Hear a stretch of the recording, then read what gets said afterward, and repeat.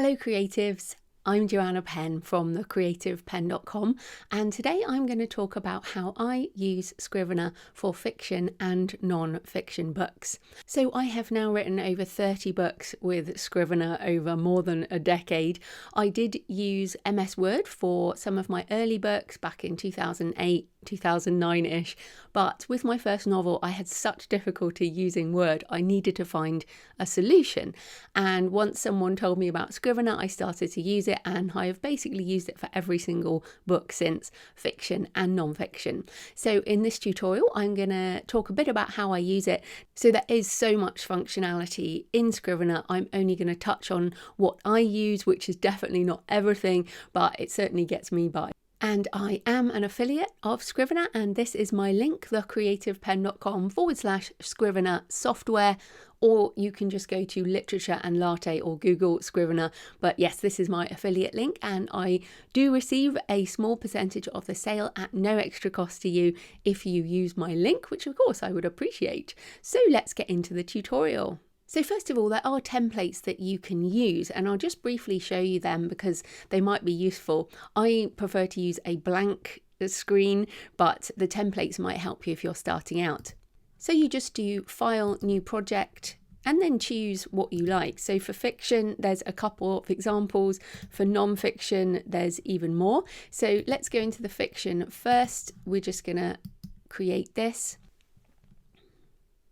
So you can see if you have never used Scrivener before, it's going to explain how to use it using this example. So if you like a lot of help with writing a document, then this can really be useful. For example, if you go into characters and use the little plus button here, it will give you a character sketch, and then you can fill it in. And if you like filling in all this type of thing, you can do that. I'm a discovery writer, which I talk about in my book, How to Write a Novel. But so I don't use this, but this can be really useful if you enjoy having the different help things there. There's a setting example. This will help you with formatting, although personally I use Scrivener for writing, not formatting. I'll talk about that towards the end. But that's a novel format. You can write your scenes and then gather them together in chapters. You can do what you like there. Let's just look at a non-fiction template before I get into showing you some of my own. So here's a non-fiction template. And again, it tells you what you can do with various things, and you can put your chapters in here. You can have your notes and ideas and research in different folders. But as I mentioned, I always create a blank one. So it's just blank here. So to me, this is how I like to use it. I like to keep things basic. This is where you put in your title. So we'll just say, I'm going to call this Volcano Botanist, and this can be a fiction or non-fiction depending on what you like, but I'll just give you a few examples here. Then say this is a novel. This is where I will often do just placeholders to do writing. You just click on things. You can, because I'm a discovery writer, I just write lots of placeholders. So I might write volcano fight scene. What I love, so let's just put a few more in. Okay, so I've got a few scenes here. Now, one of the things I love about Scrivener is the ability to drag and drop. So whether you're writing fiction or non-fiction, you can essentially move them around. So you just click on it and drag it. And what that enables is for you to write out of order. So again, whether that's fiction or non-fiction, you can just move things around. So maybe our volcano fight scene is actually towards the end. Now, writing within, you just click over here and start writing. And I have just pasted there some text from one of my other books, and you can just format this as anything else. You can change the font in the same way as you would on any other kind of word processing document. You can change the sizing, you can change the spacing, you can, do all the usual formatting things that you want to do in the document. The main thing to remember with the document is that this folder contains the book, and then anything you put into research, for example, is not included when you compile the book. And again, you can type your research in, you can pull in notes, and I'll show you some examples in a minute. But I just wanted to show you how easy it is to get started. And now let's get into some of the more details as to how I use it. So this is one of my novels, Tomb of Relics. It is live, so it doesn't matter that you're reading it, but you can see that there's different documents down here on the left, and as it's finished, it's all in order, but I would have moved those around. You can see the text here. The other important thing is the inspector. I'm going to click the inspector button, which is the little blue eye, and that's going to show you some other bits and bobs that I use. So let's just go through some of the different aspects for fiction, and then I'll come back to non-fiction. So first of all, on the Inspector tab, you can do a overview, a synopsis. So here, William de Tracy and the Knights. The prologue is set in the past, but this book is set in the present. But the prologue is set in 1183. So essentially, this is the synopsis overview. And the reason why this is useful, if you are a plotter, is if you click on the manuscript up the top, you can see an overview of the whole book. And so this is where you can move things around. You can write different things. So it's like the digital corkboard that some people use a physical corkboard, some people use a digital one. So that's super useful. The other thing I use here is this little notes area, and this is where I think about the value shift.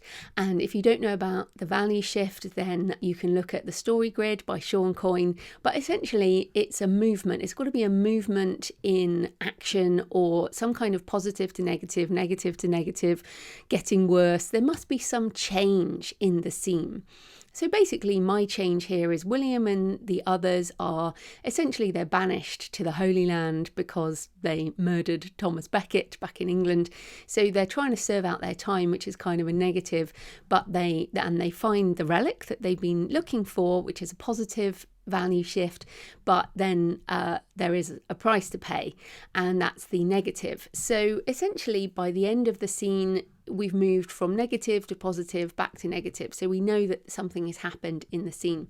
Next thing is I write down some questions that I have and some other things that maybe the reader needs to know or that I need to know.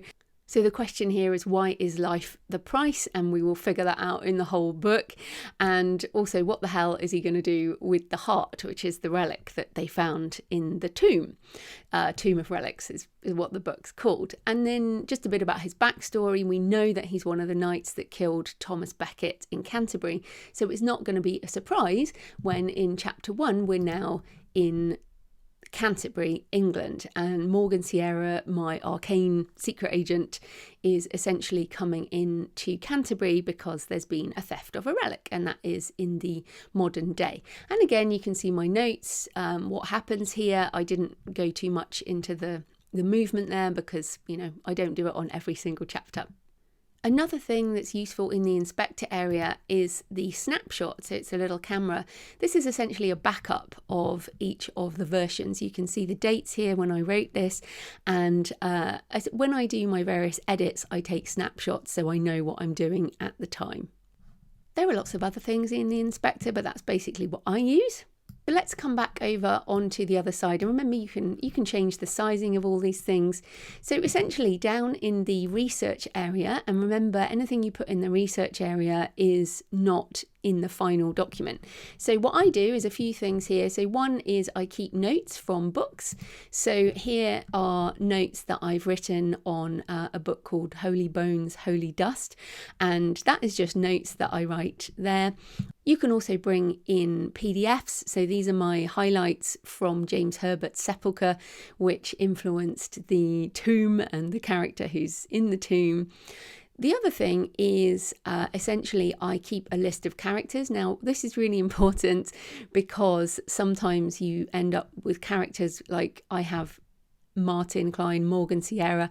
I probably wouldn't do that anymore because they begin with the same letter. So having a list of characters is really useful. But what it also does is I just copy and paste these from the previous project. But you can see here, this is Dr. Kamara Mbaye, who is Senegalese French, and I put here, don't kill her. Oh, that's quite funny. But so essentially I put a bit about the job and her history, and also I always put a picture so that it helps me with my descriptions. So Morgan Sierra, for example, is Angelina Jolie, and I always have pictures of her, and I have a few notes about her in there. So you can keep your character notes in there. I also have, for example, this is some research on biblical long-lived people of the Bible, which relates to it. And yeah, I just have loads of other stuff in my research area. Let's just talk about flags. And again, I use flags. I use most of this stuff for both fiction and non-fiction. But in terms of the flags, what I do is I turn them different colours. So you can just right click, you can change the icon, and you can change things. So when I'm in editing, I have the chapter as yellow, then I change it to a different colour, say blue, once I've sent it to my editor, and then again I change it once it's done and I know I can export. Or for example, you can use like a pencil, you can do color coding. I like these icons because they really help you see. So you might, you could use a clock because for a timeline piece or something. But yeah, personally, I just kind of keep it simple. But there's lots of things you can do with this. You can use custom icons, but that really helps to keep things organized. So let's have a look at a non-fiction book in progress. So this is actually an early version of How to Write a Novel, which is now out, but because I started writing it so long ago, I have an early Scrivener version of it, and this is it. So if you write non-fiction or fiction, you can do it either way, but essentially what I've done is just have completely blank things where I'm like, yeah, I need to write about character. I need to write about setting. And then you can come down into some of the other areas. So what is stopping you from writing? I've put some things in here, some quotes. For example, this chapter on genre, I've used I've put notes in here. You can see it's really rough and ready during the writing process. So, and this is how my novels look too. Quite disorganized, quite all over the place. But then here I've said, all right, mindset, I've got a kind of purple flag, which means there's more in there. And this is actually a transcript from a course, my course on how to write a novel. So essentially I know I have to go through this in some way. But again, just showing you the drag and drop. So if I decide to move mindset, I can move it up there just by dragging and dropping. So that's an early version of How to Write a Novel, the non-fiction book. And this is the finished version of How to Write a Novel. Again, you can see I use snapshots to do the different edits and changes. I'm going to just close the inspector there. But essentially, you can see in the writing, it's exactly the same as the fiction. You just write in there, you do all the formatting in there, whatever you want to do. You change the icons to be whatever you want it to be. So that's essentially how I do my fiction and non-fiction. Now, to do the parts, you just do this little drop down. You can do folder, you can do part 6 or whatever, part 5, and then under there you can create a new text document. So I like doing parts for non-fiction because it kind of organizes the book into different things. You can do that for fiction too if you like. And then just scrolling down here, you can see down in my research area, I've got various things that I have put down there. And what's nice is, again, if you select something as you're going through, you can do move to, and you can move things to different places. So these are all the things that I rejected, move them all down into the bottom there. So you can organize your documents as much as you like. So I'll just show you some of the other things that I like to use. First of all is the project targets. So here you can set a target for your words. Let's say I want to do 70,000 words on this book. And what I can then do is I can actually change the date. So obviously I started this, I started this a while ago. But let's say I want to finish by the 30th of August 2022, and as I record this, there's 39 days left. So if I do 309 words a day, I will hit my target of 70,000. Now, you can use this for fiction and non-fiction. What I can also do is I can say when I write. So I can say, okay, I'm writing 5 days a week, or maybe you're only writing 4 days a week, and you can essentially do that. And then it's like, okay, we need to write a bit more. So this is really, I find this really useful. And then every day you write, it will move up and it will tell you whether you've hit it, and it will turn green, which is super nice.